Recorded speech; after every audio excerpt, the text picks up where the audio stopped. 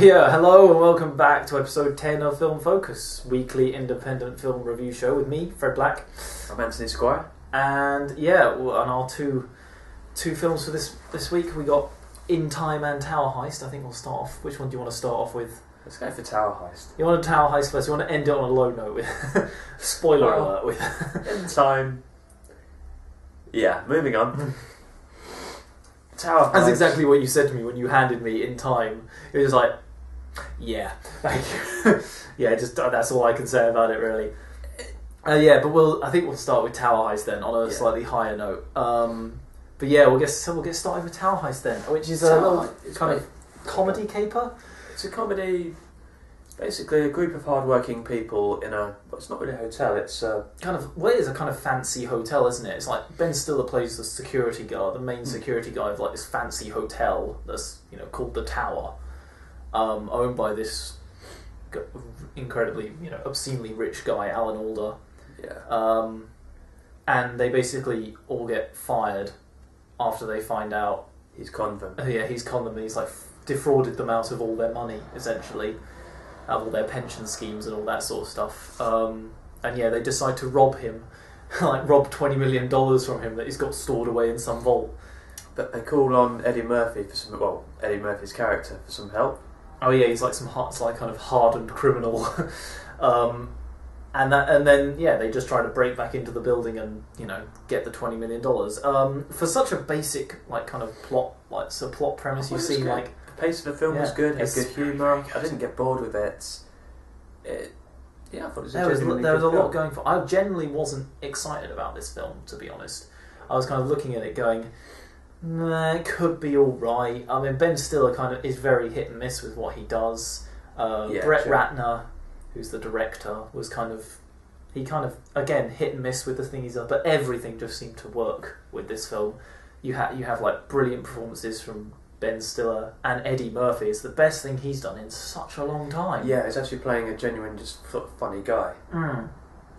He wasn't overacting. He was just average character. I mean, the thing I've most related to is very much like Beverly Hills Cop or 48 Hours. It is very much like those characters in the kind of fast-talking, high swearing kind of way as well. Just like but he's he plays a bit more of a badass criminal in this one. So he the scene where he's got them all going around the mini market trying to steal. Oh, he tells them to steal like 50 quid's worth of leave stuff. Leave your wallets here with me. Yeah. Took you 15 minutes to steal 50 quid's worth of stuff. I stole $240. That's brilliant.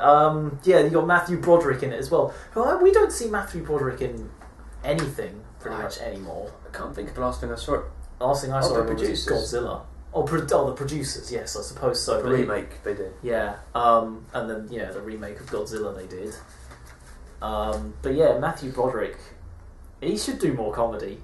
He was definitely one of the better things about this film. But there are a lot of good things to like about it. It was just so cleverly written and so funny. The scenes flowed. It was a good pace. Like I said before, I didn't get bored with it. I gave it a 7 out of 10. I give it a straight talking 8. One of the better films of the year so far, definitely. Much better than the next film we're going to talk about. The next one, well... No, yeah. It's just like... but the thing is, it could have gone It could have gone down a crude route. And you've got names like... I think I saw Adam McKay's... his name attached to it. And he's the guy who does like most of Will Ferrell's comedies, some of them can get incredibly crude. I think I saw his name attached to it. I don't know, so if it's not attached to it, I apologise. But it's one of those things like comedies nowadays just tend to go down such a crude route. Yeah. And this has like kind of crude references in it. Like it doesn't go fully. No. You've got Gabri Sidibe. Yeah. Who plays, again, hilarious in it. And when she's like kind of chatting with Eddie Murphy, when they're cracking the safe, and she just kind of just throws all these sexual innuendos his way, and that look on his face of just like he was like just going what? But then she's just like, you're not married, are you? And he goes, no, I'm not married. How you doing, girl? It's just like, oh, what? It's one of those things like They write it so well. They kind of know when to kind of stop doing they know what when they're to- doing. Plus, the actual heist scene Oh, that was brilliant. it's so well done. And this Brett The Ratner, car out the window. we're pretty much like telling them what happens during the film, but it's not one of those things that comes as like a big surprise. I mean, there are certain things we can't tell them because I mean, I couldn't tell you where the money ends up because that was no, true in the oh film. yeah. But it was good performances from everyone. And it was just generally like well put together. That people were actually having fun making a film. Yeah, And for some bizarre reason it comes across through to the audience when you can tell. They're just having a laugh with each other. When you can tell the cast of we've done this scene about 20 times, but we're still having fun with it. And if you watch like the outtakes and stuff, you can see how many times they have to do some of the scenes. It's ridiculous, really. No, it was good. I didn't get bored of it. Mm. Well, no, I didn't get bored with it. I mean, I gave it a straight flat out 8 out of 10 on the higher end of the scale. I was expecting to be giving it something along the lines of like 4 or 3 out of 10 just for being... It's a bit harsh. Well, yeah, I not to say I don't go into movies with an open mind, but I really wasn't... The covering for... Yeah. Pretty much, actually. I mean, you kind of Eddie Murphy, his track record isn't good. Ben Stiller's track record, like I said, is Hit kind or of miss. meh. And the rest of them, I mean, Matthew Broderick, like we said, we haven't seen him in anything for ages since The Producers, so we're not got a kind of... Sure, he's been in something else. I just can't remember what it is. Exactly. Well, it can't have been that good if we can't remember what it is. Yeah, he was in that film. He was in. Isn't that thing? That thing? It won some thingy award. I don't know. Yeah. No, I love this film. Absolutely, I would recommend it for anyone just looking for an uplifting comedy. Really, Yes. Get some mates round. Get them a few beers. it doesn't try to like stuff a moral message down your throat either. It's just there purely for laughs and for thrills. I'd and love action. it if films actually did start doing that. What was that film I saw just before Christmas? I don't know what film was it. Alvin and the Chipmunks sequel. And It's your life, mate. Not the scene on the boat. Well, the film was pretty awful, but just the scene on the really? boat. The scene on the boat near the end, where everyone, including the bad guy, was just going, "Yes," and I've learned something too. Which I love the like South Park episodes like that. They take the mick out of that. We've all learned something today. You're like 8 years old. It's ridiculous. I mean, but this film was good. a very, very good film. Yeah. It didn't get boring at any point. No. You always there was always something you'd like kind of twist or kind of, and the way they just keep ratcheting up the tension and all that sort of stuff. Especially as you said with the car out the window. That was brilliant. You keep and that it was me at that point just going, where are they going to go next? How can they make everything work? I was like genuinely interested to see what was going to happen next. And then it obviously I can't say, but yeah, and then it all pans out, and you think, yeah, that's good, that's all good. But yeah, very, very good film to start off our show this week. Yeah. And yeah, we move on to our trailers. All found from apple.com or empire.com or empiremagazine.com. I don't know. One of those will get you to the right place. The first one is a pretty touching documentary called Bully. This was good. It was very... It starts off, some parents saying that they still can't believe what's happened, but their son who was being bullied couldn't find any other way out of it. Yeah, it's... So he killed himself. He killed himself. It's one of those things like... It's a film that centres around this one kid. It seems to centre around this one kid who is getting bullied at school, and they kind of... The teachers don't want to admit it in a way. There's one bit in the trailer where she says, one of the lady teachers, she says whenever she goes on the bus... They're as good as gold. But they've obviously sneaked a camera onto the bus, or maybe they haven't. It didn't look like they were using hidden cameras, because sometimes the kind of quality of hidden cameras is a lot less. I think they must have used a hidden camera though. Yeah, because there's no way the kids would have played up like that. And they're all just kind of beating this kid down and hitting his head against chairs, and it's just like the trailer. It moves on. It talks about more. The problem of bullying does need to be identified more. It does need to be addressed more. I mean, this group in America of they start off Facebook petitions and stuff, and there's they seem to be getting a pretty big following, and rightly they should. I mean, bullying is becoming worse and worse as time goes on. I mean, I was bullied at school, and I was too.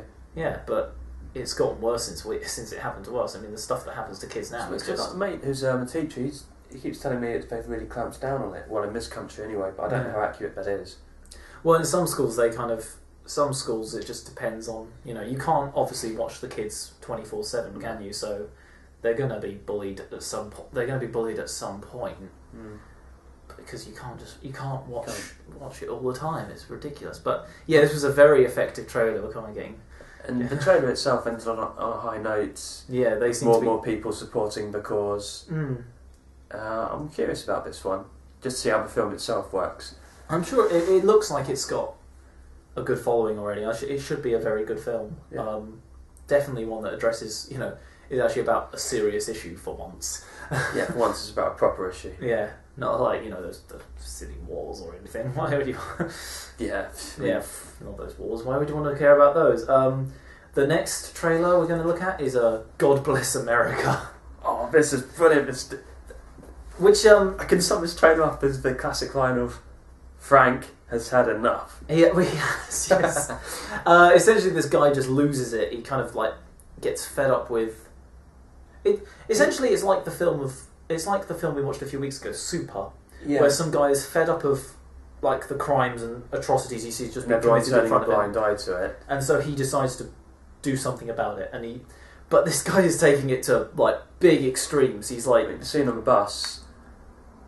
He's got bus. The scene in the cinema was fucking ridiculous. Yeah, he's he essentially kills people who do things that piss him off do bad things. Kills people who deserve to die. Yeah, but there's a brilliant bit in the trailer where he's sitting in the cinema and there are people just throwing popcorn around, chatting during the movie, and he turns around and he shoots all of them.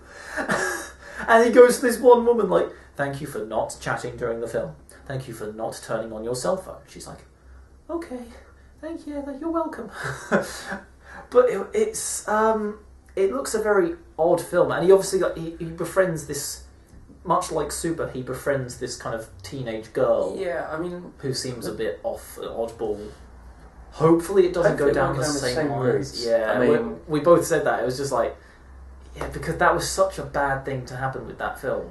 Yeah, Super. With Super, it was. It was creepy, and it just took it. I mean, we won't spoil it for you, but if you've seen it, you know what we're talking about. And it was, it's so wrong. It'd be even more wrong if it does it in this film. Yeah, because this film actually looks like it could be very, very darkly funny. In a very OTT way. Oh, come on, you liked it. You're kind of... I can see you just being a bit hesitant about it, but you liked it. I was that really hesitant about it because of the whole, some teenage girl and some middle-aged bloke. As long as it doesn't steer off. Well, capitalise on that, really, that's what Super did. Yeah. But yeah, apart from that, it was a very good trailer, very funny, very, very odd. And we move on to our next film, which... Touchback. Did you decide to pick to review this one? Yeah. Oh... God, that's probably why, because this is awful. This is beautiful. It was. I can sum this one up in a very short sentence. It's 17 again, but with football. Basically, the intro to the trailer. It's an American high school football match. Obviously, they're playing for the final. And this bloke does a slow motion. Well, it had to be slow motion. It's a slow motion dive, but it does his leg in, and then it's set 10-15 years later. And you see his life is really bad. Yeah, he's got foreclosure on his house. He's got bank payments to do, and then for some reason he wakes up as his 17-year-old self again. Well, no, he gets someone offers him. Does he? No. What about the? But he keeps saying. I thought it was going back to he got the opportunity to relive it again. Yeah. So he got the opportunity. So he went back into like a kind of 17 again thing. He flipped into his 17-year-old body. Yeah, that's right. So I am right in thinking that that's what happened during the film, and it's not just some other kid that's popped up and he's training him. No. Okay. Someone says, "Would you like to go back?" He doesn't just randomly wake up. Yeah. Oh, it was. It was bad. It just looks funny. Kurt Russell's in it. Kurt Russell, what are you doing? Giving some moral speech as the coach. I want to see this. I know it's going to be bad, but hopefully it will be so bad Although it's good. The problem is, essentially, we have seen the film. The trailer is so complete, and it's basically just spans the length of what happens during the film, doesn't it? Yeah, but I would like to know how it ends.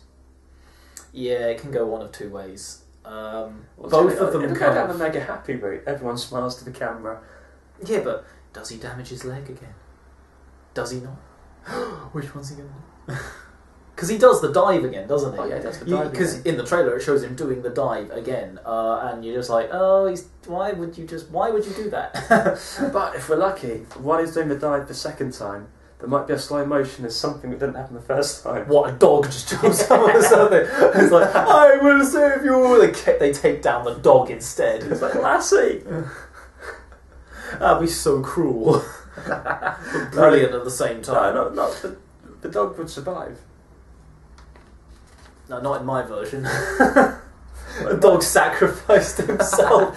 Great to good. Yeah. But yeah, that looks a pretty terrible film, to be honest. It looks good. I'm not going to want to watch it. I want to watch it. It just looks so bad. It's going to be good. I'm just going to drink more of this and just forget that film exists. The next film, though, Meeting Evil, with Samuel L. Jackson and Luke Wilson. Not quite sure what it's all about. Basically, Luke Wilson, his character's being questioned by some police guys, and he just keeps having these flashbacks to Samuel L. Jackson. Or flash forwards. Flash forward. Yeah. But he keeps having thoughts of Samuel L. Jackson, as we all are prone to do. Samuel L. Jackson looks like a very evil man in this film. For a film called Meeting Evil, I would assume, yes. He plays an evil character. He couldn't play a softie, could he? No, he couldn't. Hopefully it's a lot better than... just doing something evil, like let's have a group hug. Yeah.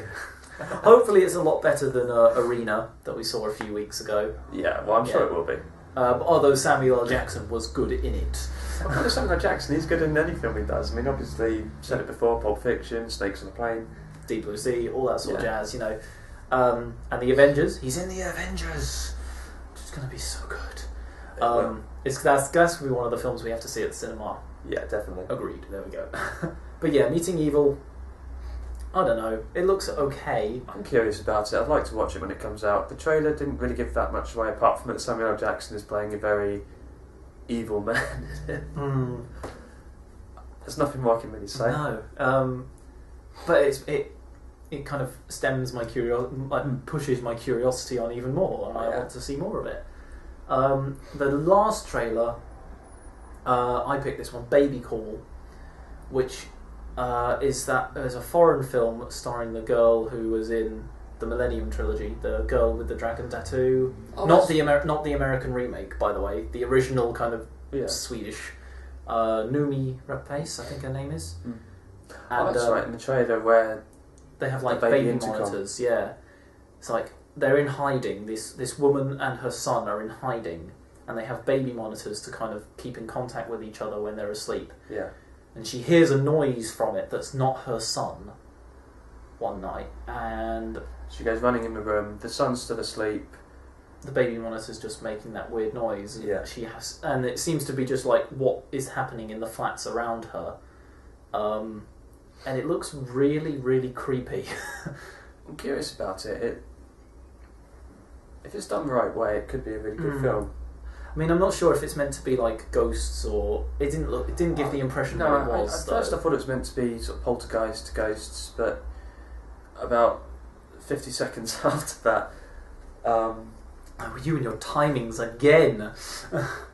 About 50 seconds after that, it made it clear that it's not supernatural. No, it's not. But it is some bloke who's out to kill them.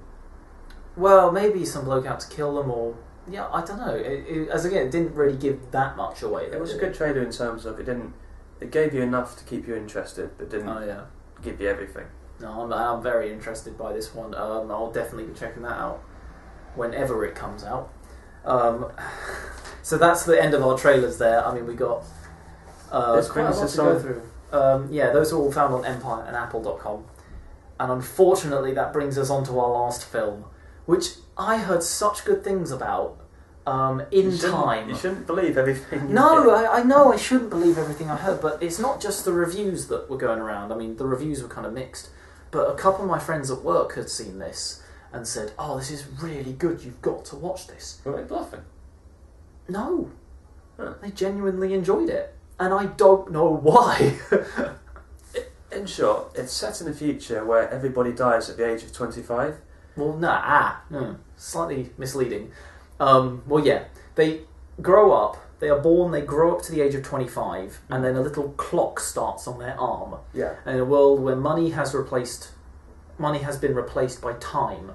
Yes, So that's essentially, by tokens. yeah. The more tokens they have, the longer they live. Yeah, well, the more, yeah, essentially you work and you like earn like an hour or 2 hours for every piece of time you work, and everyone stops aging, genetically aging at the age of 25. Yeah, it was but silly. you can keep, but It the was more silly time at some you points earn, in the film, like, "Hi, this is my mom, my daughter," and because they all look like They all look the same, 25, you don't think- they? Yeah, you look at them and you think...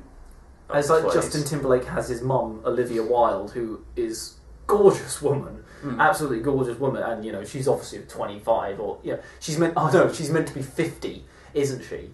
Yeah, but she's not. No, but obviously she doesn't look it because of this, genetic aging thing. And when the clock on your arm runs out, you die. So you have to keep finding time, or working to earn time. And the rich obviously kind of buy themselves more time. Just get more time. There's this rich bloke in the film who does die, but he gives all of his tokens to Justin Timberlake's He has character. he has like a century of time on his arm, Yeah. and he gives every single second of it to Justin Timberlake.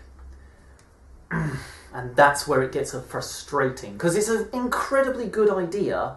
Really badly done. Yeah, very, very badly done. And it's just an incredibly good idea. And the world they set up is like, it looks good.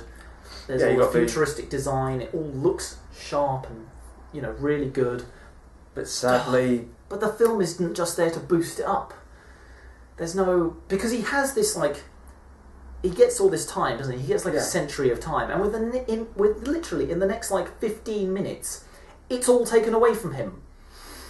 It's all taken away from him, and he's left with how he was before, with 2 hours to live, and then he gets loads of time, so he has lots of time, nothing to worry about, and then it's taken away from him again. I'd like to meet the story writers for this film. Well, because... it's only one guy. This guy Andrew Nicole or something like that. Yeah. And he wrote, produced, and directed it. It's make up your fucking mind, really. I mean... I have a feeling when he was writing it, he was just thinking, yeah, I could end it here. No, give him the time back. But I'll carry on writing anyway. Yeah, end it here. No, give him the time back. And then, I've got all these points in the film where he could have... He could have died. He could have died. I mean, that point where he's playing the poker game. Yeah. He's incredibly... He plays this poker game where they bet centuries and everything like that. And he bets Justin Timberlake bets everything, and he's got 20 seconds ticking down on his clock, and the guy looks obviously shocked. He's you're willing to die over a poker match? Which is as pretty ridiculous as it sounds. The pace of the film... Well, it's pretty much very slow. Pretty much summed it up with the whole story. And the thing is, the plot goes on to Justin Timberlake robbing banks. He kind of becomes this good Samaritan, the Robin Hood kind of thing. That was doesn't he? Yeah, but and that's all it is. It's a bank job story.